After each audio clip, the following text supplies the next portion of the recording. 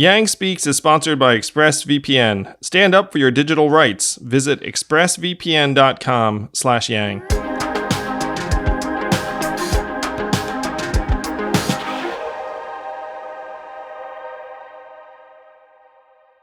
At this point, I think a significant proportion of Americans get their information from comedy shows. It's like comedians have become like the next generation truth tellers.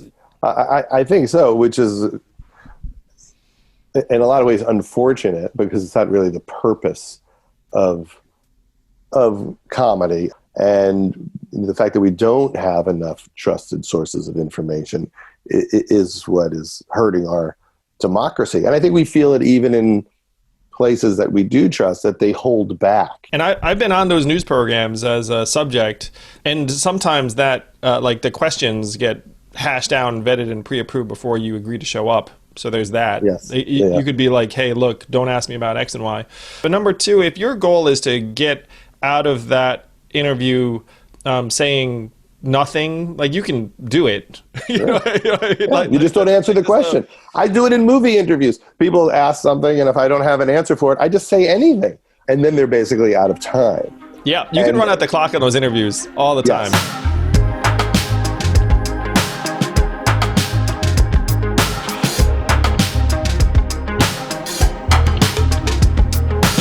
I am thrilled to welcome to Yang Speaks the prolific powerhouse comedian, writer, director, producer, half the things that have been in movie theaters that had the word comedy after them over the last number of years.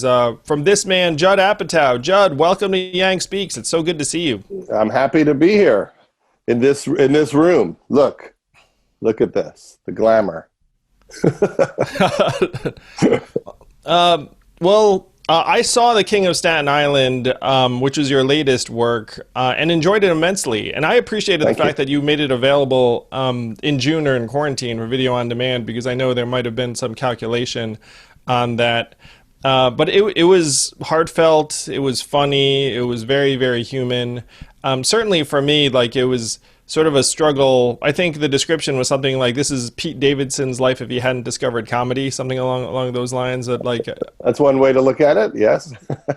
Yeah, but would love to hear your take on that project, particularly because, like, I felt like it was very intimate. Like, I feel like at this point you could do anything under the sun, but you chose a very human story to tell. I think that I'm attracted to just stories which reflect how hard it is to be a human being in general.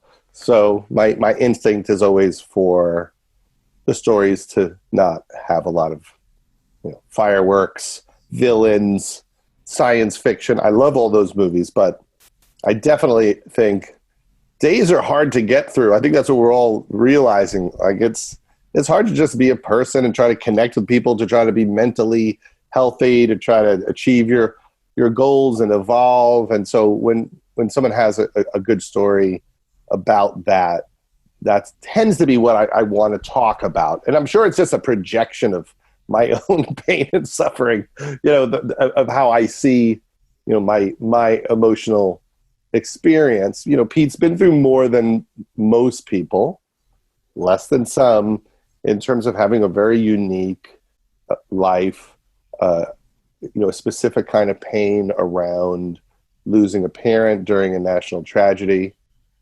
His father was a firefighter who died on 9/11. And I think that it shaped him in a lot of ways. And that's what he wanted to explore in the movie. What does it do to a family when you lose a parent, and you lose a parent who dies while committing a heroic act, and all the ways that complicates somebody's childhood. And it was a comedy. Anyone listening to this or watching this, it was. And it's hilarious. Doesn't it sound hilarious? Yeah, we're making it sound a little bit morose, but it was really funny. Pete's very funny. Bill Burr is hysterical. Like, they're like, I feel like Marissa Tomei is like everybody's mom or aunt. Yes. Because I think she was Aunt May in a couple of the Spider-Man movies. But one of the things I got from the movie too, and this has been consistent throughout your career, is that that you're trying to sort of help the next generation of storyteller, comedian along and tell their stories. And the very first guest on Yang Speaks was Ken Jeong, who obviously is incredibly grateful to you, that talked about how you were one of the main reasons why he went into comedy full time, because you saw in him, you were like, hey, you can really do this. And I feel like while Ken has that story, I have a feeling there are dozens of other people that have had a similar story where you've helped.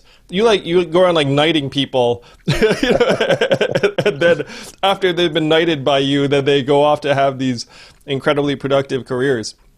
Well, Ken is someone that we met when we were casting Knocked Up.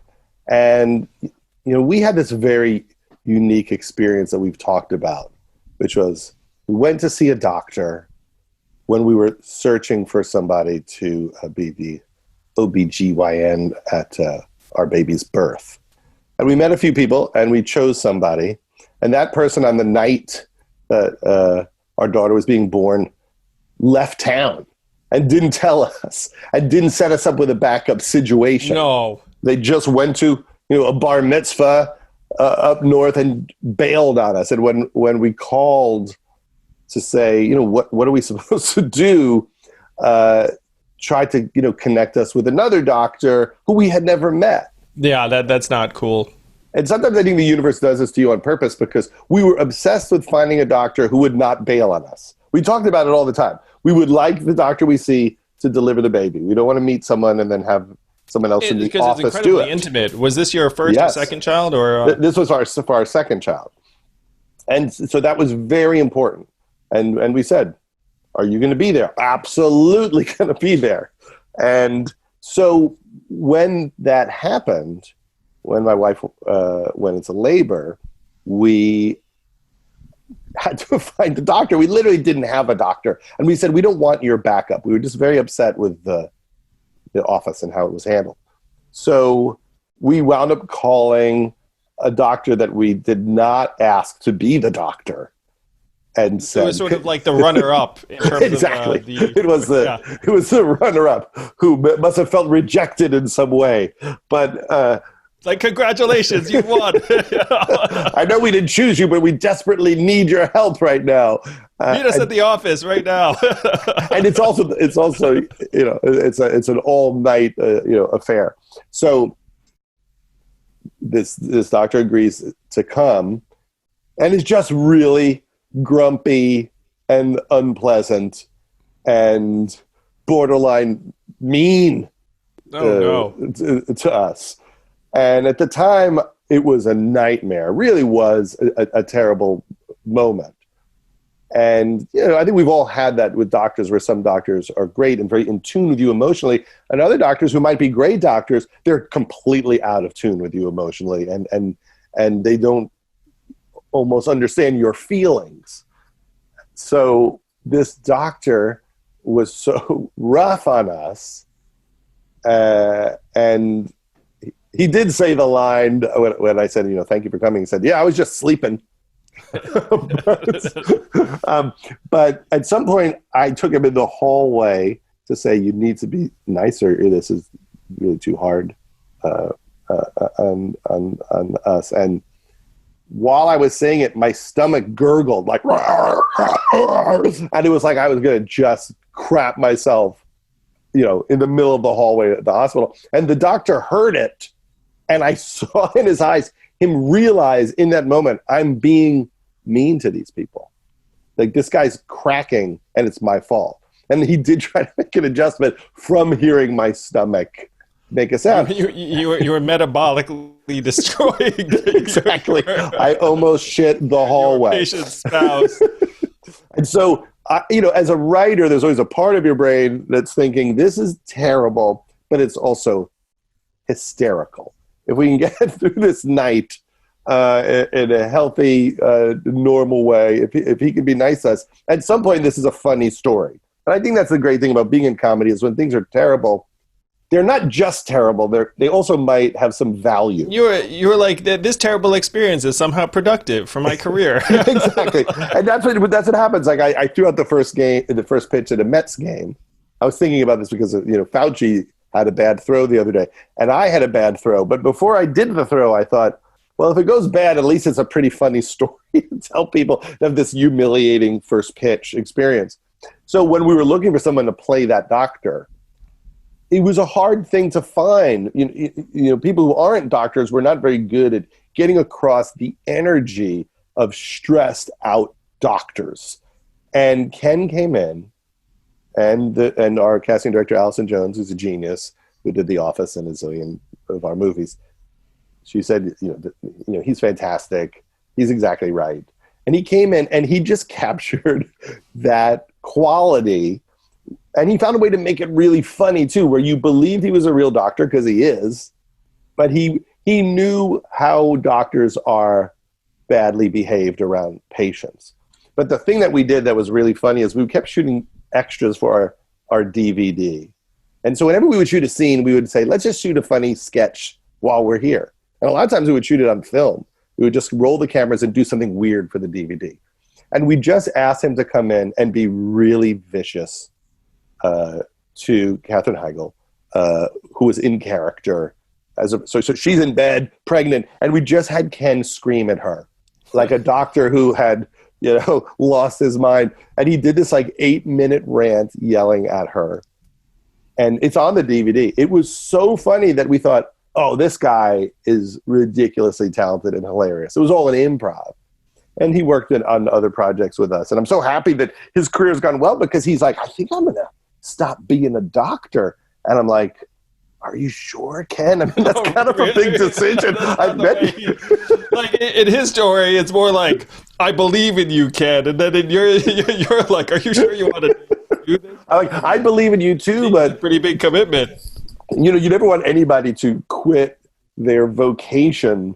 Can't you do it at the same time? I mean, I knew he was funny, but you never know if people find the parts that show off how great they are. There's plenty of talented people, and it just doesn't line up. They don't have that magic moment where they audition for something that they're right for, and the director gets that they are right. I mean, that happens.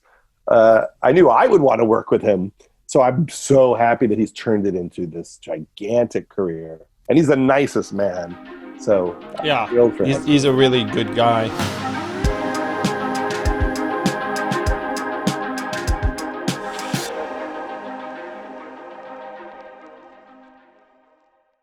You know what we need more than ever right now? Freaking mail. So many people are at home, just living remotely, working remotely, and you need to send stuff, you need to receive stuff. The post office is a vital public good, and people who think that it needs to necessarily make money are off base. And how the heck do you mail stuff and avoid a trip to the post office?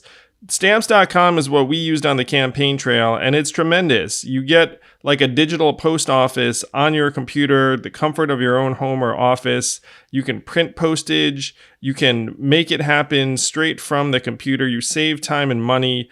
And right now, listeners get a special offer that includes a 4-week trial plus free postage and a digital scale without any long-term commitment. This is not a scale that you can jump on yourself, but it will weigh just about anything you're going to mail. Just go to Stamps.com, click on the microphone at the top of the homepage, and type in Yang. That's Stamps.com, and then enter Yang.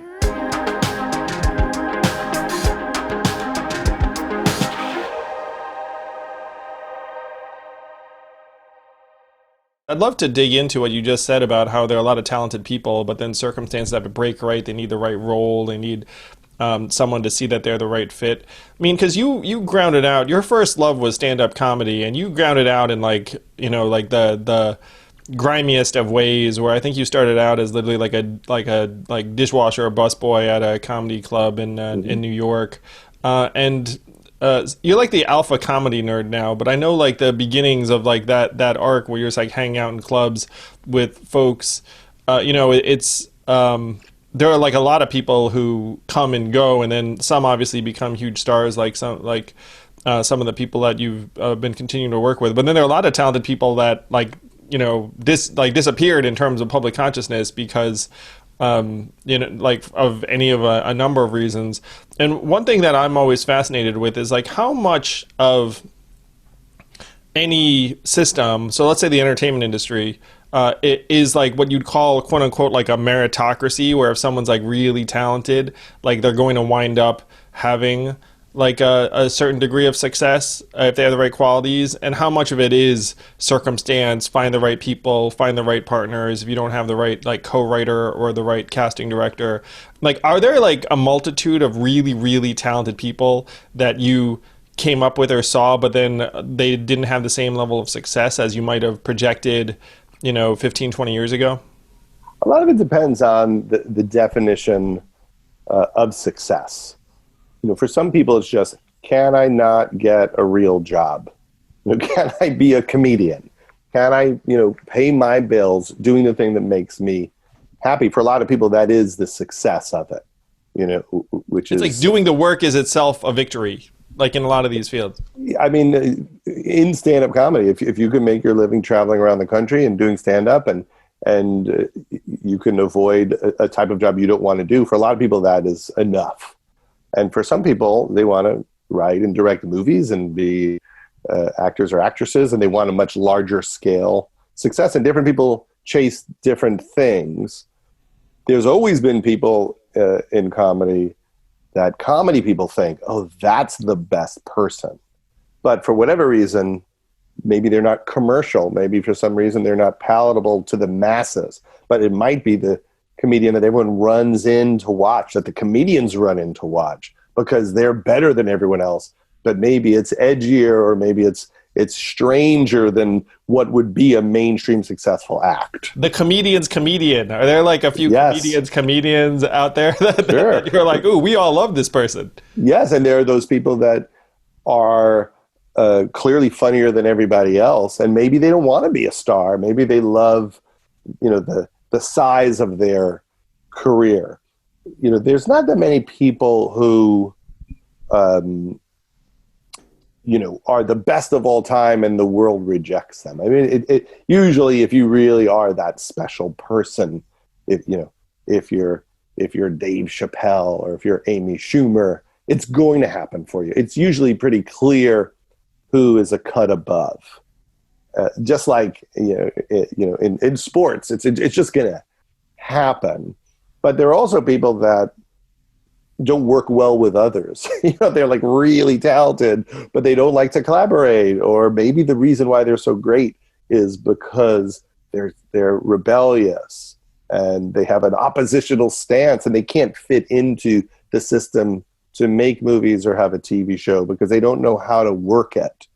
And that's what's very rare are people who have the talent and the charisma, and they understand how to work the business. Sometimes you're funny because you don't play well with others. Yes.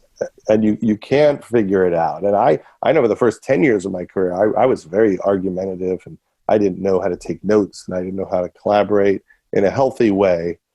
And I would get in big fights with people because I was so protective of the work. I didn't want to ever screw up the work. So if someone had bad notes, I was not pleasant to them. You were like a capital C creative, Judd. You were like, don't you see the genius of Freaks and Geeks? Come on, people. Come on, network. Well, that's just a painful... shut up and ride this train. I mean, that's like it's a painful situation. People have it in all businesses. But when you feel very confident that what you're doing is good, and the person who has power over you says, I don't think what you're doing is any good. Well, that's when you really go to war with somebody. And you have to decide, well, am I going to water it down to please this person that doesn't get it? Or am I going to fight to make it exactly what we all in the collaboration want it to be? And, over time, I realized that the key to it is finding people who get what you do. When you're young, you'll work for anyone that will give you a job or will pay for your TV show or movie. But if you get any level of success, you can say, I need to have that person really understand what I do deeply so the collaboration is healthy. And that's what I've been lucky enough to do later in my career, is go, oh, Universal Studios, they get what I do. They get my sense of humor. They understand. Well, at this point, you've made so many people so much money, man. They could be like, well, I don't get it, but here you go. but you'd be surprised. I mean, I go out with like a TV show to pitch a show. I still get rejected by most people. I don't really get that, you've succeeded, so we trust you thing. Yeah, a fair amount of the time, it literally means nothing. And you'd be surprised how often your rate of success does not factor in to the discussion about whether or not I should be allowed to make something. That's fascinating. There are actually uncanny parallels to what you just described between, let's say, comedy and like producing TV shows and movies, in terms of this corporate layer of people, and they have notes for you. Mm-hmm. In my experience with politics, so let's say that you're a person running for president, you're like, okay, here's like the message, or here's how I'm naturally going to say something. And then you have this layer of people who are professionals and do it for a living, and like they're, consultants. They're like, hey, instead of saying it this way, you might want to say it this way. You might want to say it that way. And then like there's like a part of you that's like, well, screw you. Like, who the hell are you? It's like, yeah. I'm like the author of this message, so to speak. Sure. But they have a version of experience because they've been through like multiple, in their case, campaigns. In your case, they've made lots of like TV shows and movies. So you get like the equivalent of notes. Yes. And one of the things I think that's happened in both entertainment and politics is that consultant class in politics, very, very influential. And if you were a new candidate, you feel like you're like, well, they're the more experienced hands, like they've seen this stuff, so you like take it to heart. In my case, I was like something of a blend between young Judd and like more experienced Judd, where I was like, okay, I'll take your notes.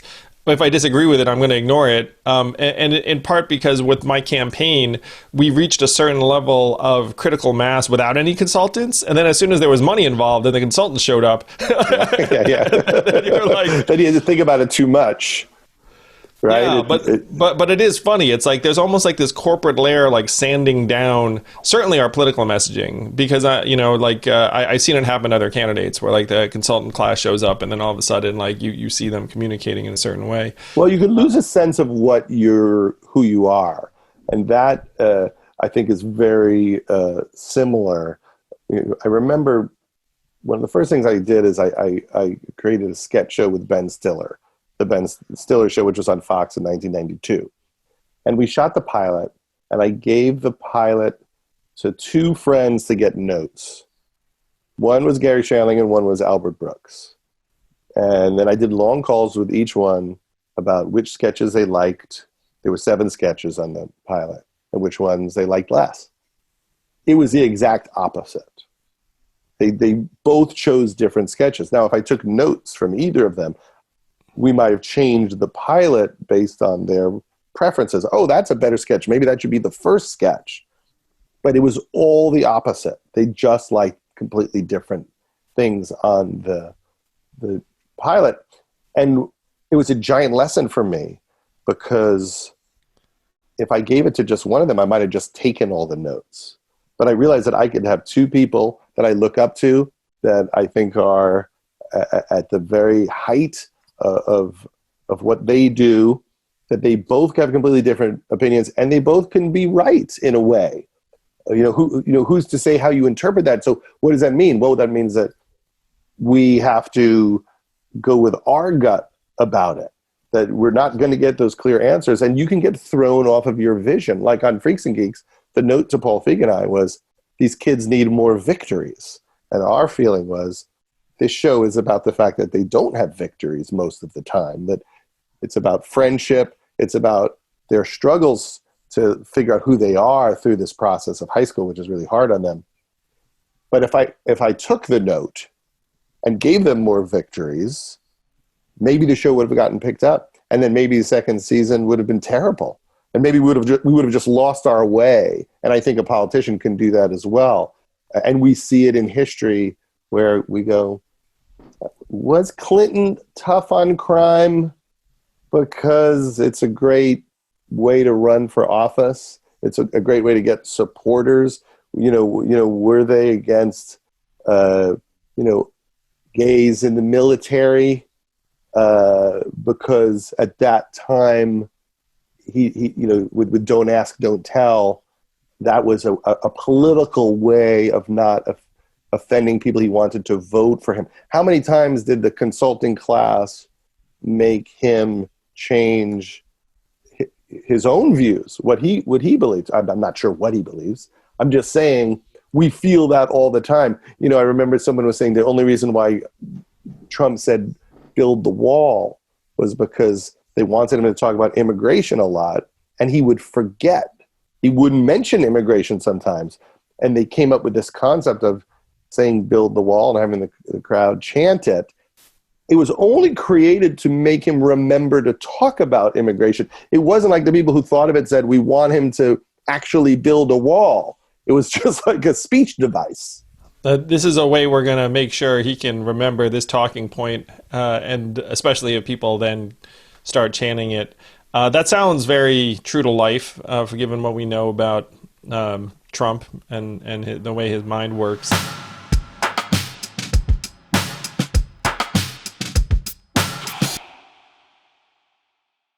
At Yang Speaks, we think that our data should be ours. And the fact is, right now, your internet service provider knows and tracks every single website you visit. And what's worse is they can sell that information to tech giants and data brokers who then use that data to target ads at you. ExpressVPN is one way to put a stop to this. It creates a secure tunnel between you and the internet so that your activity can't be seen by anyone. It's like you magically remote in on a computer that's located someplace far, far away, totally anonymous. ExpressVPN is used by high-end companies all the time. It's the world's #1 rated virtual private network by CNET, Wired, The Verge, and countless others. So if you're like me and believe that your online activity is yours and yours alone, secure yourself by visiting expressvpn.com/yang today and use my exclusive link expressvpn.com/yang, and you can get an extra 3 months for free. That's expressvpn.com/yang.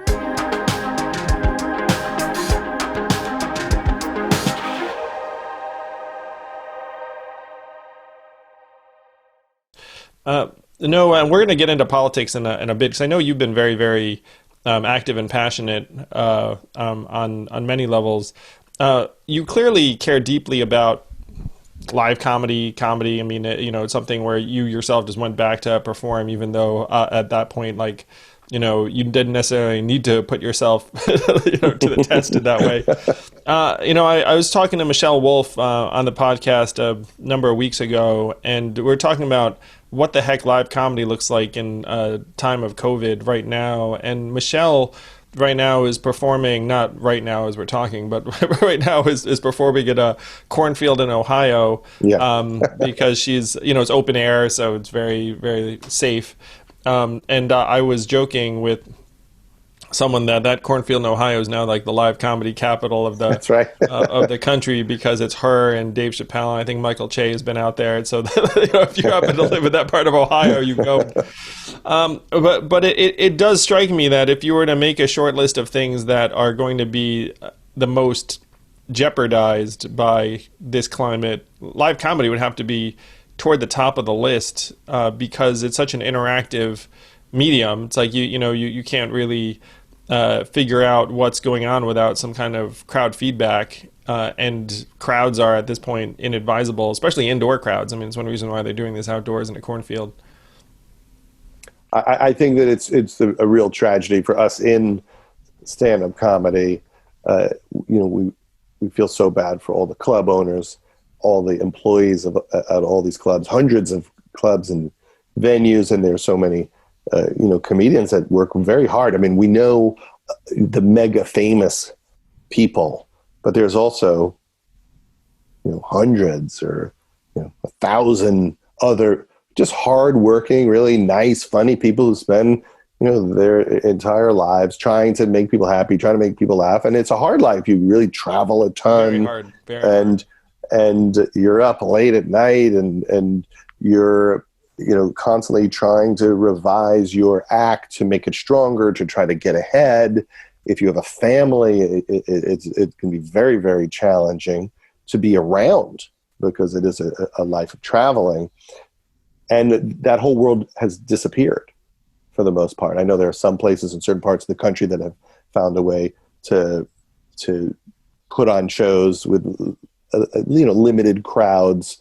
And Dave Chappelle is obviously doing something very unique where he lives, which is fantastic. But most of that business is in purgatory right now. It's just frozen, and we worry about all those people. I have a lot of friends. They performed every night for decades. I mean, there's the financial aspect, then there's just the emotional aspect. These people's lives are about being creative and expressing themselves, and to take that away from them, it must be very difficult on their mental health. Yeah, it makes me really sad too. And when you think about all the people that are impacted, I mean the performers themselves, but then like all the bartenders and the folks who work at these clubs, and these clubs are not exactly like swimming in riches even in good times. It's like a lot of the people who are in comedy just do it for the love, and it breaks my heart that so many people now are just going to be really cut adrift, both financially, creatively. I'm a huge fan of comedy in general. Like, I think it's really important. And one of the things that we're raising, and now we're going to sort of move towards like the comedy politics overlap, is that at this point, I think a significant proportion of Americans get their information from comedy shows. It's like comedians have become like the next generation truth tellers. You have these politicians that now at this point people don't trust very much. And then you have like the filter of the news media, which unfortunately now also many Americans don't trust that much. And you have the sense of polarization. And then comedians are saying things that make us laugh, but often there's like massive amounts of truth in the jokes that they're telling. I think it's one reason why people are gravitating towards people like Dave Chappelle as almost like the people who can tell us what's going on. I think so, which is in a lot of ways unfortunate, because it's not really the purpose of comedy. I mean, comedy should be a part of it. It's part of the information ecosystem. But when it becomes your primary source of information, that's scary as well. And the fact that we don't have enough trusted sources of information is what is hurting our democracy. And I think we feel it even in places that we do trust, that they hold back. When you watch all the Sunday morning programs and they interview the chief of staff for the president, they go soft on everybody because they do want access. They do want them to come back. And you feel like, wow, these interviews should all be way tougher. I mean, we are in crisis mode. And how many times I watch someone in politics get interviewed and I think, wow, that was a pretty easy interview for that person at a moment when tens of thousands of people are dying based on these decisions. And I think people like comedy because the comedians don't, they don't have the access to interview everyone, but they don't have to put on that filter of being full of shit. They don't have to be sweet about it. They could just say, this is madness, this is hypocrisy, this is corruption, in the way, a lot of journalists want to, but I don't think they can say it in the same terms. Well, yeah, journalists can't just throw down that way because it somehow makes them seem reactive or biased, which to me, I mean, at this point, like you said, if you don't have a strong point of view, you're not being awake or truthful. And I've been on those news programs as a subject, and I can say very much that if you were, let's say, a government official and you were put on the spot in these interviews, one, to your point, they'll probably go somewhat easy on you if you're in a position of influence. And sometimes that, like the questions get hashed out and vetted and pre-approved before you agree to show up. So there's that. Yes. You could be like, hey, look, don't ask me about X and Y. And the audience doesn't know that, by the way. The audience doesn't know. Yeah, now they do. But that's a giant thing for the audience not to know, that going on these Sunday shows or in certain interviews is the same as me going on the Tonight Show. That there's a pre-interview and that they're not going to come on if you're going to ask about Russian bounties or something else, and that's the only way they will come on. So it's filtered in ways that are not transparent to people, because it's like the world has turned and the news can't seem to adjust to it. So, for instance, there's clearly a moment where, when Donald Trump said we have 15 cases and it's going to go down to 0, we know for sure that someone privately said to the president, it's not going to 0. It's going to be hundreds of thousands soon. And he made a political calculation not to tell the country and to not be honest about what we were in for. And he set the conditions for what led to tens of thousands of additional people dying who wouldn't have if at that moment he prepared the country. Now, can a journalist say that directly? Which is, you chose your political career over the lives of thousands of people, and you are responsible for that, because in this meeting you were told how this was probably going to progress, and you won't see people be that tough on them. I've never heard anyone say to the people around the president, when was he told this was going to get out of control? What day did someone say, it's not going to be 15, it's going to be millions or tens of thousands? And what did he say? What did he say? And why did his messaging not change for weeks and weeks and weeks or months? And that is the question for this election. When was the president told what was going to happen? And why did he reject that? And why did he not tell the country? Well, the second thing I'd say about these interviews, Judd, is that if you're, let's say, a government official, number one, there's the certain types of questions you might get asked. But number two, if your goal is to get out of that interview saying nothing, like, you can do it. You just don't answer the question. I do it in movie interviews. People ask something, and if I don't have an answer for it, I just say anything. I mean, that's the funny thing about interviews. People could say, what's it like, working with this actor? So, you know what? Here's the great thing about working in New York. You know what I mean? Like, you can switch it up. That's hysterical. You're like totally. We're now wondering which actor you did not want to talk about what it's really like to work with them. But yes, it's exactly like that, Judd. Where what happens if you are an official, and you didn't have to do this when you were talking about your movies, but if you're an official, let's say you have a 6-minute interview segment. What they do is they sit the official down and they say, here are 6 minutes of talking points. And if they ask a question that is not comfortable for you, just go to this. You will then fill up the interview time, and it's over. Like that. That's the way it works. So it's comical, by the way. If you watch it and you see someone, talking to Kellyanne Conway, and they ask a direct question, and then she says, what we should be talking about is why you guys keep talking about blah blah blah. And sometimes the journalist will go, I hear what you're saying, but can you please answer this question? She'll do it again. She'll do it a third time, and then they're basically out of time. Yeah, you can run out the clock on those interviews all the time, because it's just like the cadence of the TV format, really, and I've been in the format, now obviously like hundreds of times, and most of the time when I was running, I was like, I'm trying to get this message out. But sometimes they'd ask me about something that I had no interest in talking about.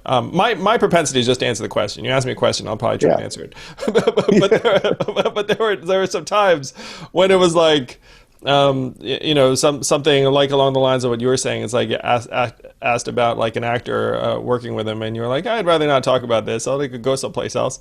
That's why Representative Katie Porter should be the person on all of these shows interviewing everybody, because when you see her, speak to people. She was talking to the head of Lockheed the other day. Yeah, she's tough. She's smart and bulldog. And she was saying, "Why are you applying for PPP or whatever for help?" And she's like, "You made 15% more this year than the year before." And he's like, "Everyone's asking for help." And she's like, "Yeah, that doesn't make it right. Why are you asking for help?" And he dances around it.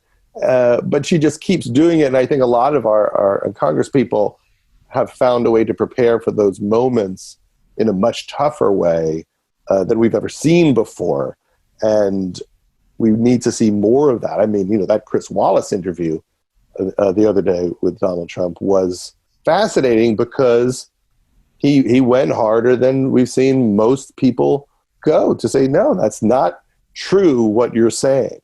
And Donald Trump is clearly shocked that anybody's like, no, I have the information. What you're saying is not correct. And we really need that from everybody, because obviously everyone should always tell the truth, but these questions cost tens of thousands of lives. And for some reason, it's like everything's been so normalized. And Republicans, they want to normalize death. They want to normalize this so that we all go, well, it was only 380,000 people, when really maybe it could have been 25,000 for the whole country. They want us to think it's fine, and it isn't fine, and it is a political calculation to time out what happens with this pandemic to get reelected, as opposed to just do what helps.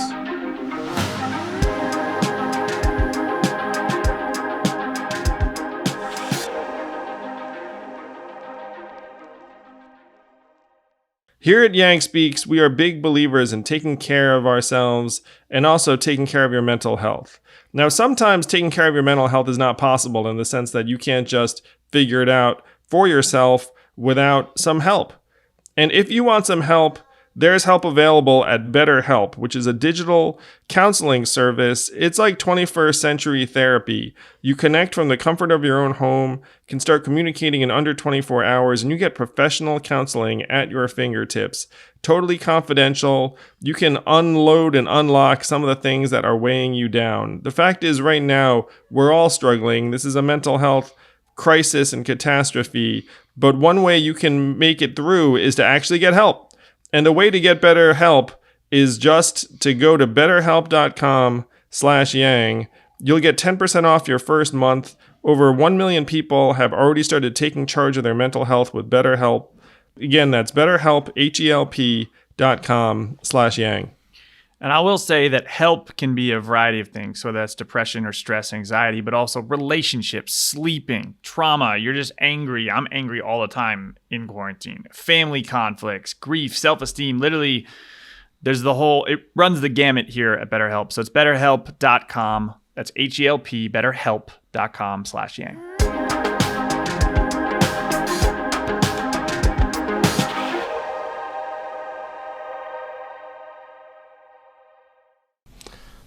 When we were talking, you and I, about politics a little while ago, you said something that I thought was very interesting, which was that, generally speaking, like the funnier candidate will prevail when you're talking about something like... Sadly, that's one of my theories. Yeah, it's one of your theories. And then you suggested something really interesting to me, which was like you were thinking, maybe we should try and...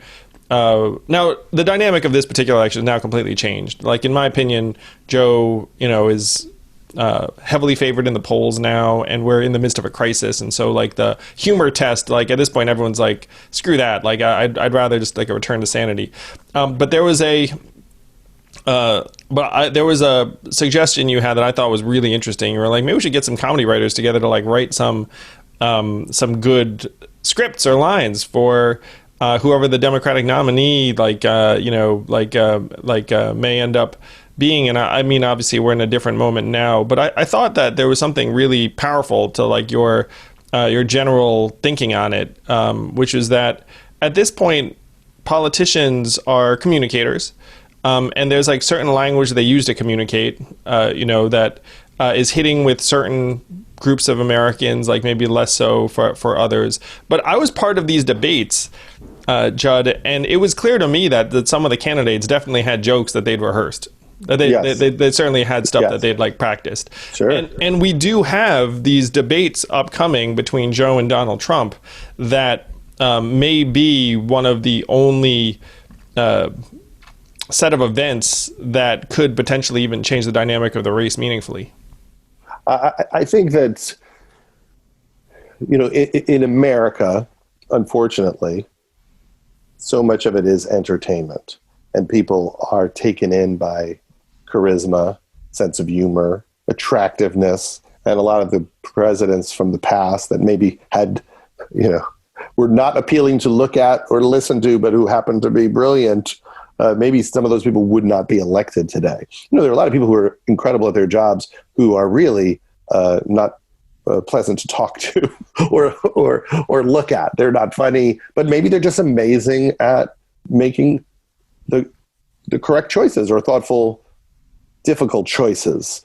And if you look back, and I joke about this, but I do think it's true, you tend to see that the slightly more entertaining or warmer candidate often wins.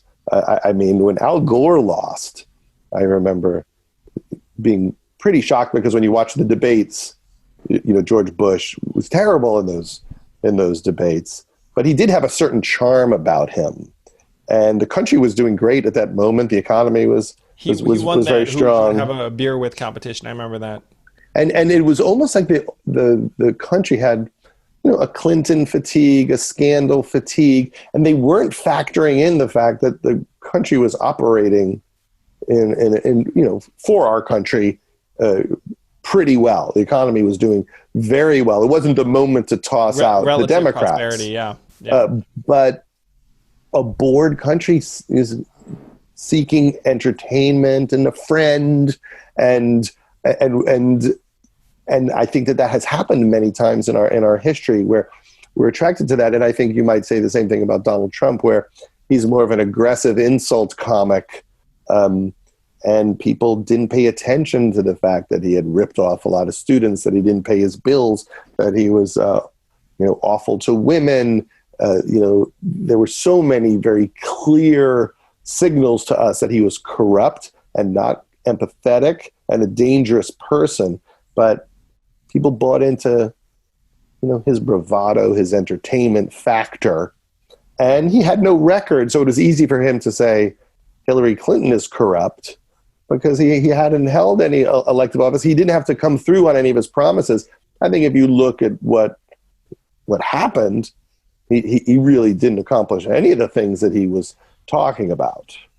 Yeah, what you're saying is spot on, Judd, and this is one of the great dynamics that I'm scratching my head about, to some level with concern, which is that it seems like politics and entertainment have merged, at least in some respects, and that if you have some larger than life figure that millions of Americans, in the case of Donald Trump, felt like they knew from The Apprentice and other things, then he overrode a lot of other, the rest of the Republican field. And then it was him against Hillary. He seemed somehow more entertaining and appealing and quote unquote authentic. Sure. And in the Democratic field too, there was something that happened, and I was the beneficiary of this, so it's not a knock. But let's say you have folks like Steve Bullock, governor of Montana, who makes a late entrance into the race, or Michael Bennet, senator from Colorado, who people didn't find particularly exciting or whatnot. That they got ignored and blown off more or less, and then if you have the magical Asian man who wants to give everyone money and who came from the internet, then I became more of a figure, in part because I was more interesting. Now this is not something I think is necessarily a super positive in yes. American politics. I happen to think both Steve Bullock and Michael Bennet deserved more attention than they got from voters or from folks in the know, and it's one reason why you have people suggesting completely seriously that The Rock should run for president, or someone that we all know, Tucker Carlson or Kanye, Tucker Carlson, on the Republican side, who is a commentator and entertainer, but at this point the things have kind of merged, where if you have a very prominent public persona, then that actually is a massive value add in terms of your political currency. Absolutely, and it's scary. I mean, we don't quite understand the Kanye West's motivations. There are some people who would read something into it about him wanting to split the vote. And then other people who think no, the whole thing is just a manic episode, and there is no logic behind it or vision. He's just having a meltdown. But regardless, they say in certain states, when they did some quick polling, maybe he already had 2% or 4%. And that's what's scary about the idea of unqualified people jumping in, because clearly our country has not been discerning enough to say, I don't think being on The Apprentice is enough to run the the country. I don't think having those bankruptcies and running hotels makes this person qualified. And so we are scared when we hear Trump's kids are going to run one day, or Tucker Carlson, or The Rock, where you think, oh no, I want someone who really understands how government works. I want somebody who has a vision that I agree with. I don't want it to just be somebody who's popular. Now, it's not impossible that a famous person can turn out to be a wise, thoughtful, good president. But the percentages of that are probably still pretty scary, pretty low. And we see it with Donald Trump now. His lack of experience means he doesn't really understand how to work government. He doesn't know how to get masks made. He doesn't know how to get enough test tubes so that you could do the testing. And he doesn't want to. He literally doesn't even want to find out how to do it because he is lazy. He clearly has educational issues. He doesn't think well. And so he says, let the governors handle it, because he can't manage a gigantic bureaucracy. And we need people that know how to do that. You know what's tough, Judd, is, and I generally agree with a lot of what you just said. Just so many Americans have looked up and been like, man, this stuff's not been working for us. And even when you and I talked about like the good times of when Al Gore was running in 2000, and you made the caveat, which was right, is like relatively speaking, things were good at that point, even compared to now. Yeah, compared to now. But we also recognize that that there have been a lot of people left behind, even like the relatively good times. These bad times are showing just how exposed many American families are, where there's just financial insecurity everywhere, and and many Americans have felt excluded from even the gains that have been made. And there's so many Americans that just look up and be like, man, like even under the Democrats, my factory was closing, my Main Street stores were closing because of Amazon. Like they look up and they're like not sure. In my opinion, that's one of the things that fuels like our interest in these folks from outside government, because because people have lost faith in a lot of things in our society. Sure. But like one of the things they've lost faith in is that if they get like the other party into power in DC, that things will meaningfully change, where like in their school or in their street, or these things. Now, all of that said, I'm obviously very pro-Biden. I've endorsed him. I've been doing everything I can to help. And I get the sense from what you've just said that you are also pulling for Team Joe yes. in the fall. I don't think that's like much of a stretch. So would love to hear what you're seeing, and also if there are particular races that you're focused on outside of the big kahuna race between Joe and Donald Trump, whether there are some political candidates that have caught your eye. Certainly on our side, there are a number of candidates that I'm trying to help and elevate, at the local levels, and was wondering if there were people that you were working with on that side. Well, I think that it's very important that the Democrats will win the Senate, because I think, if you're to envision what the next 4 years would be if Joe Biden was the president, we're going to be in the midst of the pandemic into next year, maybe beyond, into 22. It also might be something that is around in some form chronically, where it's like the flu in the sense that we're getting shots every year. Yeah. And what if the shot only works 50% of the time? I mean, the flu shot, we all get it, and some years we're like, oh, they didn't get the right one this year. So we don't know how many years we're going to be dealing with this where it's very serious. Hopefully there'll be some sort of, medicines that help us, even if we do get it, where it's not as dangerous. We don't know yet, but that could play out over years. Yes. So we have to also assume that the country will be very impatient for solutions from the next president. Economic solutions for the disaster that's clearly coming from all of this, and also the medical issues. And if something really meaningful does not happen, then the Joe Biden will be a one-term president. There's a chance he's a one-term president anyway. Maybe another Democrat will run after 4 years. And so without the Senate, I don't think he'll be able to make large-scale, meaningful change in the country and be able to fix a lot of what we've learned about how badly our institutions work. I mean, we're basically finding out on a daily basis that on almost any issue, you could take it to the Supreme Court. It takes years, and you don't actually get solutions. You can't even find out if you're allowed to, if the Congress is allowed to subpoena people to speak to committees, right? We're still not sure if they're allowed to force people to answer questions, to be held accountable for their work for the country. And you could kick the can down the street on almost anything in the courts, right? So the justice system is a complete mess. The courts are a complete mess. And my concern is that if things don't turn around and it goes right back to the Republicans in 4 years, and what it will be is a smarter Donald Trump, a less demented Donald Trump with the same long-term vision. I mean, Donald Trump is not a very efficient person. We don't even know how much of these choices he makes are his or just the people around him who are able to get ideas through this strange man. You know, when I hear that, like, they're not going to let, they try to not let students stay in the country if their college switches to Zoom classes. I don't think Donald Trump was in a room and thought that up.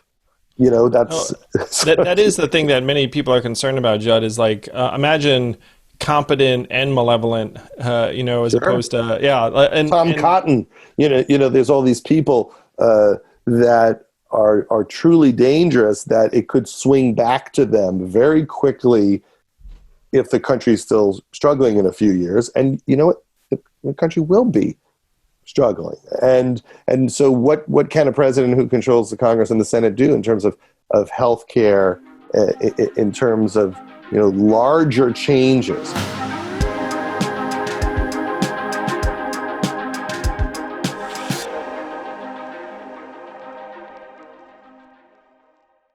Here at Yang Speaks, we are all about doing things better and products of the future. And what's the mattress of the future? It's Helix Sleep. Oh my gosh, this thing is custom designed for you. You go to the Helix quiz, and then you talk about how firm you want the mattress, whether you sleep on your side, back, or stomach. I'll leave it to you to guess how Andrew Yang sleeps. But after you take the quiz, you order the mattress, it gets sent to you. You can add sheets or pillows or whatever you need. And then it arrives. It's the #1 best overall mattress pick of 2019 and 2020 by GQ and Wired Magazine. So if you're looking for a mattress and you like to sleep, who does not like to sleep? At this point, sleeping is a must for us all. In COVID. Yeah, it's go to helixsleep.com/yang, take their 2-minute sleep quiz. They'll match you with a customized mattress that will give you the best sleep of your life. And they have a 10-year warranty. You get to try it out for 100 nights risk-free. That's right. You can get a new awesome mattress and sleep on it for 99 days risk-free and then ship that thing back. They'll even pick it up for you if you don't love it, but they know you're going to keep it because you'll never have slept better.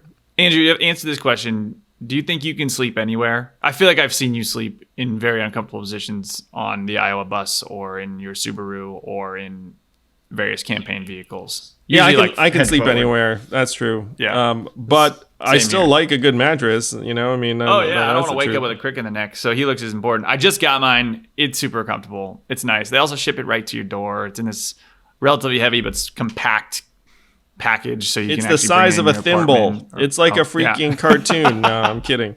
But they're offering $200 off all mattress orders and 2 free pillows for our listeners at helixsleep.com/yang. That's HELIX sleep.com/yang for up to $200 off and some free pillows.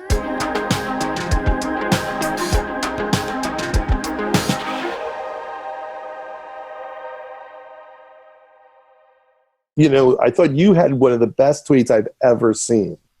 And I'm going to misquote it. But it's when they did the first stimulus for this. And your tweet was something like, I guess they did have the money for health care, Was it for healthcare or for something else? What was the quote? Well, in my case, it was for universal basic income. Yes. Because I love that stuff. But I was like, I guess they did have the money for universal basic income the whole time. Right, and that's what we learned, which is all of these things that they don't want to do. Let's say forgive some student debt, or to end mass incarceration, whatever it is. That we always did have the money. We always did to take care of healthcare. We have the money to give a lot of cash to casinos for losing money over the last few months, or to we have billions for that. Wait, but we didn't say billions. I meant trillions. Yeah. We could have fixed schools for the country. We could have had free college, for a lot of people in this country. So sadly, where my head goes is, when you think about it, a lot of this is a scam. It's a scam. It is siphoning off money to people who don't need it. And even when the economy collapses, the richest among us, they make money in that. Even Donald Trump said he loved when the economy crashed in 2008. He made a lot of money buying things up when it was cheap. The stock market's at all-time highs, in many respects. Like the winner-take-all economies is getting more extreme.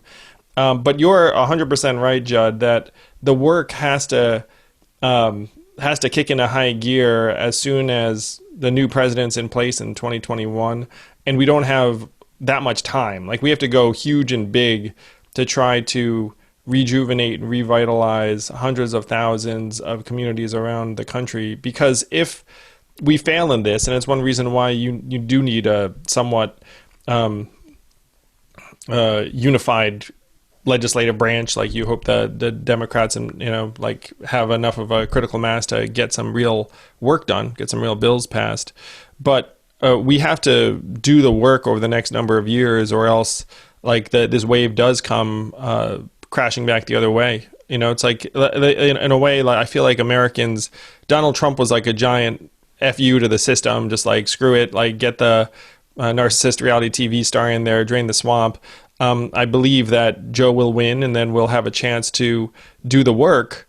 And we just need everyone to actually get on board with like a more active, invigorated effort to revitalize the country that emanates from the federal government. And I know there are a lot of people who aren't like huge fans of the government, like taking a leadership role in a lot of these things, but like, we have no choice. I mean, you're talking about like a multi-trillion-dollar effort that's needed to do a lot of the things you just named,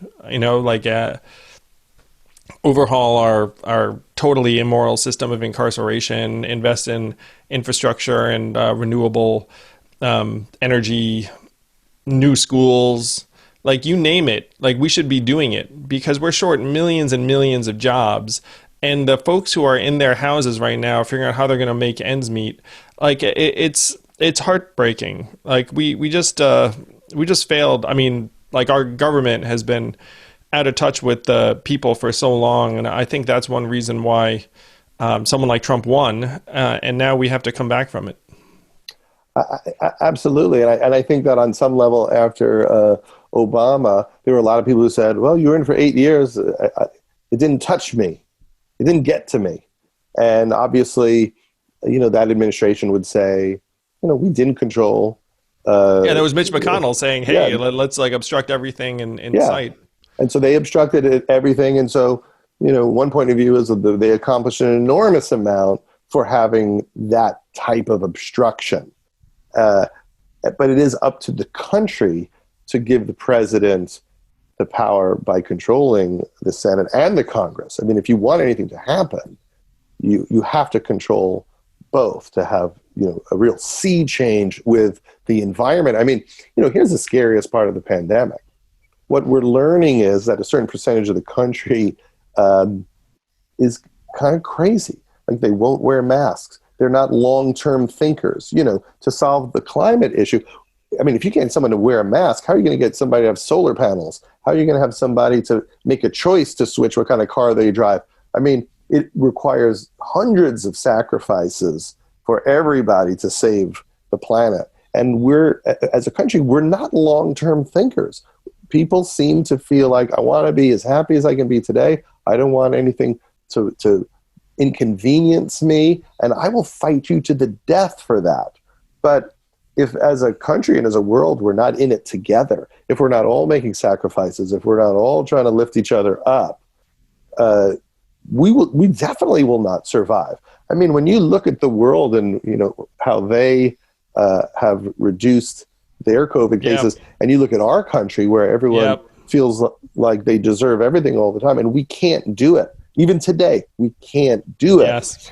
Well, that can't do spirit is what will have our cities underwater in 50 years.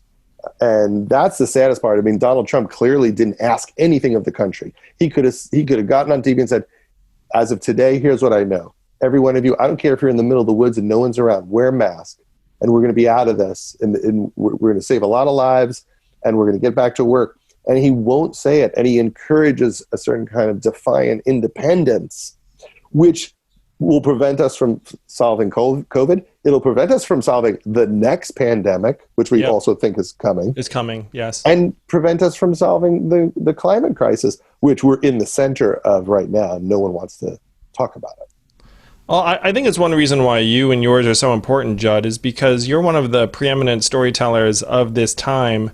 And like, we need ways to communicate some of these ideas to folks in America who, you know, aren't in one camp or another. And I thought your movie, King of Staten Island, actually like helped make like really important points that any American would understand and be excited about around sacrifice and loyalty, like, you know, from Pete's family, which was somewhat biographical. Like, a lot of it's around the fire department in Staten Island. And, you know, if you think about, you know, like who's pro fireman, I feel like that's everybody. You know? Well, I think in a way, one of the reasons why I wanted the movie to come out now was because I thought this is what we're talking about, that in a way, there's a spirit to the firefighting community that is selfless. You know, there are people, and we see them in all different businesses now. But if you just think about firefighters, they get up every day, they're going to get a call, they're going to put themselves in a dangerous situation to help you out. And they're trying to be there for the people they work with. You know, they're trying to be in the best shape of their lives so they can save you, so they can save themselves, so they can save the people that they work with.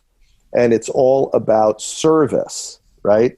And I think that, you know, the Republicans mock service. They mock the idea. In theory, they're all about service. In theory, you know, they're all about like the army, and they like to talk about the cops and the army, but when you really get down to it, you know, they're really more about power.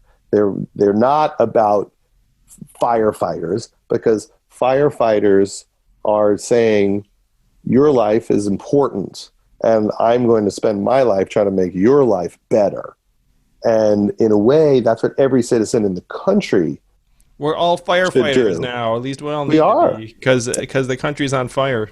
Absolutely. And so it shouldn't be America first or make America great. It shouldn't be that when people don't want to get killed by the cops that you call them Marxists. That's not what it's about. You know, that's a signal like, oh no, they're Marxists. It's about that we all need to help each other. We all need to lift each other up. That's why it's so powerful when you see, you know, those mothers the other night in Portland stand up to this secret police force. Well, it says everything there. You know, those are people, clearly, there are people relying on them, and they think it's worth putting themselves in physical danger to call out the madness and to try to stop it. And we will not survive as a species without it. We are interconnected. You know, you could say make America great, but we have to be in communication with every country in the world to solve these problems. Yeah. I mean, how are you going to fight the next pandemic if you're not in contact with governments of other parts of the world who are probably going to be seeing it first? Yeah, we're quitting the WHO. We're getting out of the Paris Climate Accords. This is the moment where we should be trying to figure out how to make all of these connections work better. And that's what I hope happens with Joe Biden and a new president. I believe it will, Judd. You and I are going to be part of the team that's hopefully helping to knit the country back together. Appreciate the heck out of you. I've enjoyed your work for decades. I think you're one of the most powerful human storytellers in our country today, and grateful to you for everything you do as a fellow parent, even, that we're just trying to make things better so that our kids can inherit a country and a world that we're still proud to leave to them. So thank you, man. Appreciate you. Thank you. Thanks for having me on. No problem. My pleasure. And really, if you haven't seen it or yet, King of Staten Island is a great, great way to spend a couple of hours, particularly now when we're all like content hungry. We're looking around. It's a beautiful film. It's like looking at it. It was funny, poignant. Like I actually felt uplifted by it. And obviously Judd and Pete and everyone else made the movie before this time, but it actually felt very, very much of this time. Well, I'm glad that people have liked it and that it's out there, and I run out of content as well. I'm watching like season 4 of American Idol now. I'm going back, and I'm watching Remington Steele. So at least I could offer something new to the people who haven't seen it yet. So you heard it here first, folks. If anyone has any old TV recommendations, just pop into Judd's Twitter thread. Thank you for listening in. I hope you enjoyed this conversation. If you did, please do subscribe to Yang Speaks and click on notifications so we can let you know every time we have a new episode.